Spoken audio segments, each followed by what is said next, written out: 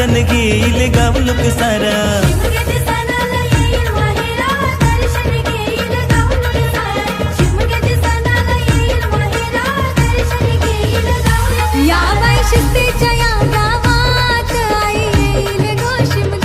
राधाबाई नाचल गो तालात, खेळी घेऊन गो अंगणात.